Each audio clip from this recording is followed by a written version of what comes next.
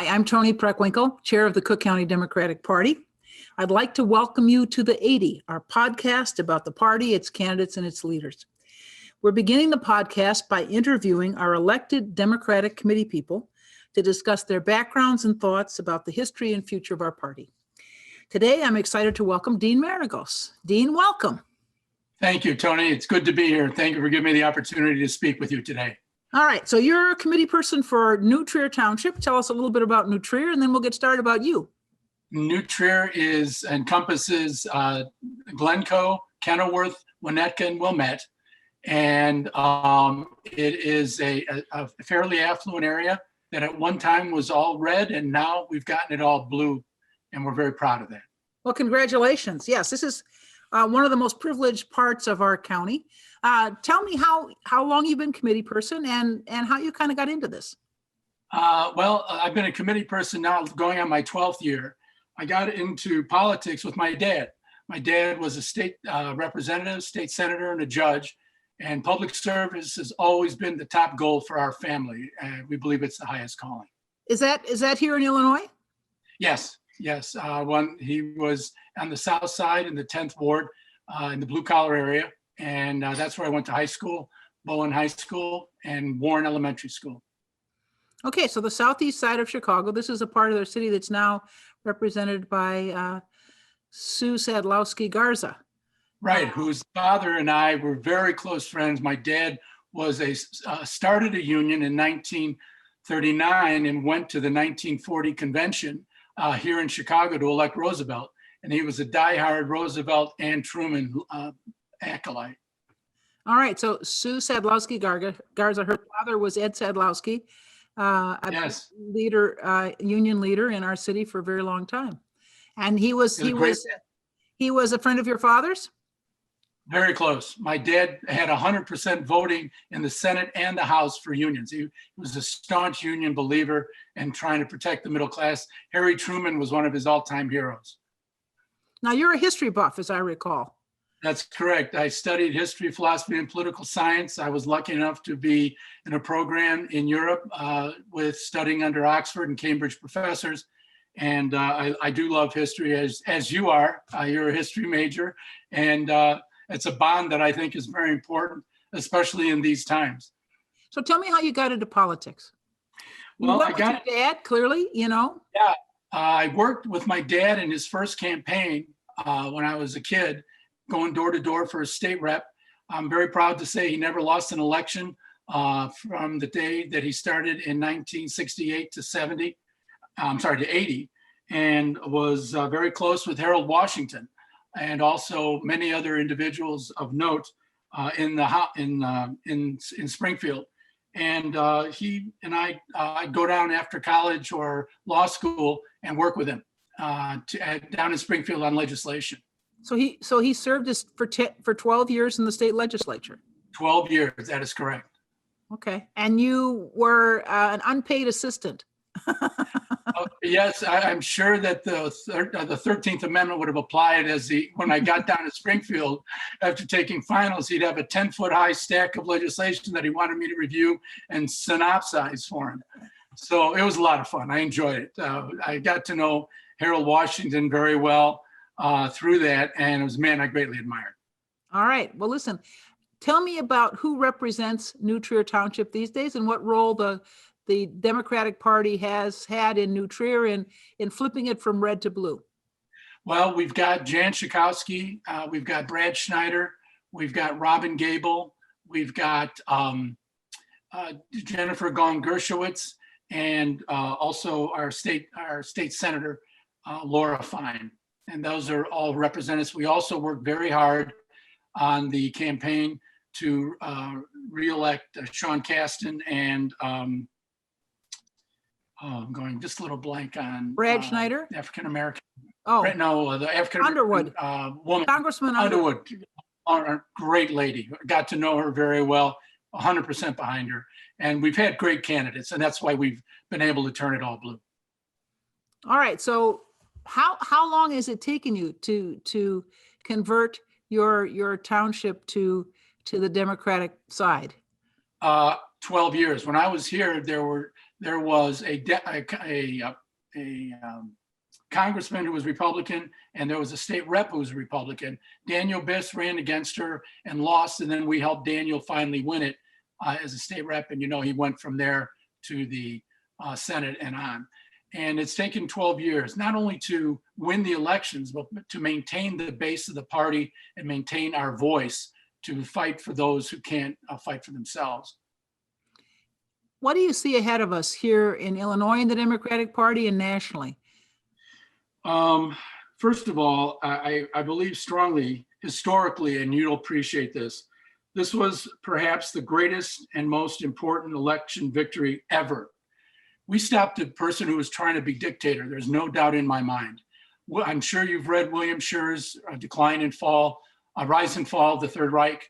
No two ways about it. Trump was going to make, we saw what he did by attacking the Congress. There's no doubt in my mind he was going to try to ultimately seize power like his heroes, Putin and Z. And this election, we stopped him from doing that. And with Joe Biden and Kamala Harris, it's going to be a great 4 years. What do you hope to see from the Biden administration? Well, it's funny that you said that. I wrote the answer to the question is major legislation. I wrote an article, A New Birth of Freedom, What Will Justice Look Like? I worked on 3 months worth of studying periodicals, Wall Street Journal, New York Times, Post, other periodicals. As far as legislation that needs to be passed, I still have the article. I'm lucky to be on the policy committee and I'm working with my chairman on that.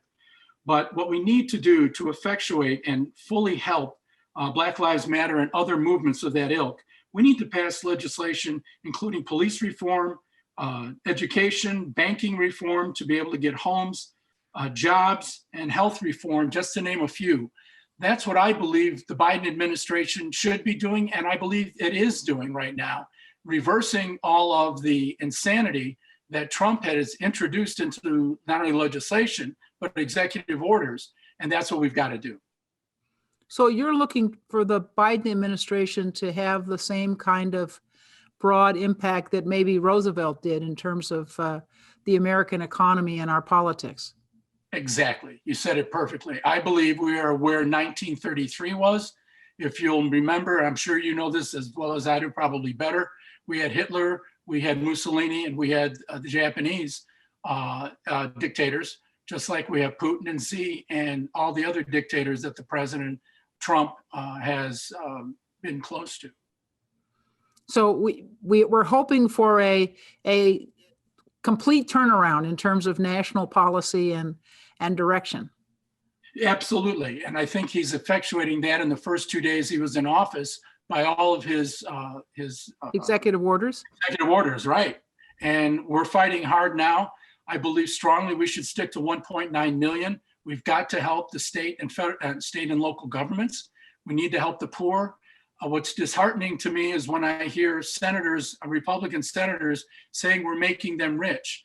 Harry Hopkins, when he was before the Senate with all the programs, WPA, et cetera, the Republican senator said to Harry Hopkins, what's the long run plan? And Hopkins responded, Senator, people don't eat in the long run. They eat every day. We've got to feed them every day. I love that guy. In fact, he was born in Sioux City. My father loved it because my dad was born in Sioux City.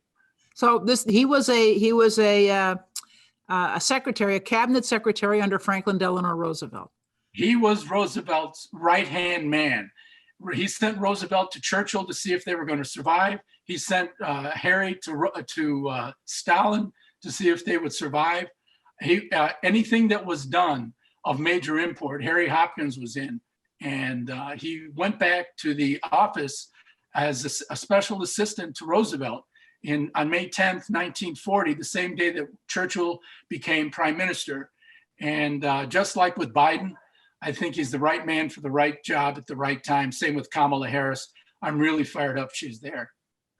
Well, this is surely going to be a momentous administration, and we're hopeful that they are able right out of the gate to pass the COVID-19 related legislation that they're proposing, $1.9 trillion to help our economy and our families. What's interesting to me is that although there's clearly a great need, we still have resistance in the Senate from the Republicans around the magnitude of the relief. But I think, what we've seen, particularly as we struggled with the last depression in the 2008-2009 period, is that the federal government has to come in big if we're going to move out of the depression quickly, expeditiously, and sort of half measures just drag it out more and make it harder for our families. Absolutely right, Tony. We've got to do 1.9 trillion as a minimum.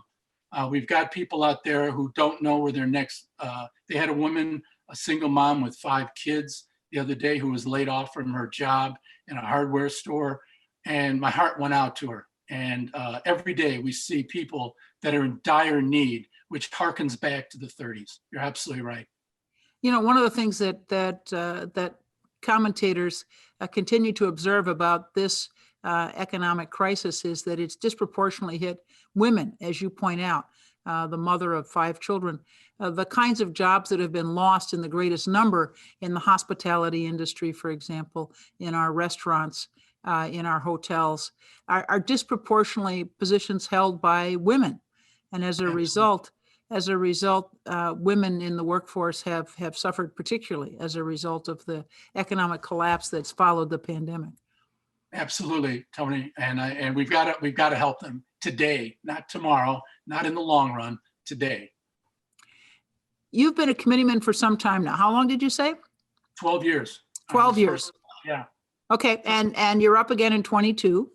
I'm up again in 22. You're gonna keep at this, Dean? Listen, Tony, I'm not going to let you down. I'm going to be good. Thank you. You'll be your right-hand person every day, every time. You know how much I respect you, and I'm respect on what the accomplishments you've made. Well, listen, I really appreciate the fact that you have continued to serve the party over the years, and we look forward to your continued service.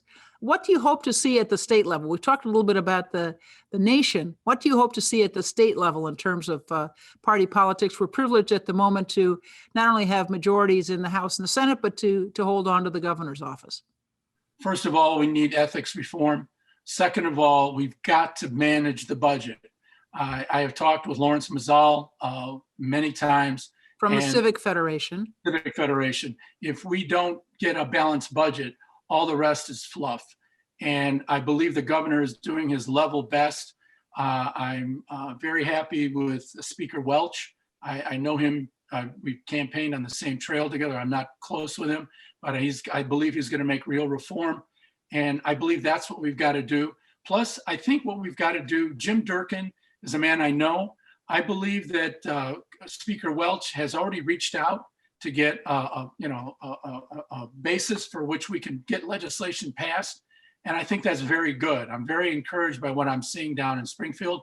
And I believe we've got to get the legislation passed. Also, we have immigration reform. Jennifer Gong-Gershowitz is now the head of the House Party, very well-educated woman. And all those are the major things that I think we've got to get done. But primarily, we've got ethics and the budget. And I know the governor has several other things going on, but we've got to figure out how we're going to be able to get money from the federal government now that we have a friendly administration to ease a lot of the pain and get us back on a stable financial footing. You spoke of Jennifer Gong-Gershowitz, and she was an immigration lawyer, as I recall, and now heads up a similar committee in the House focused on immigration issues. So that's a first and particularly appropriate. Absolutely. She's an a woman of extremely high intelligence and experience. She passed major legislation last year on immigration, helping families to get together and helping them to stay together.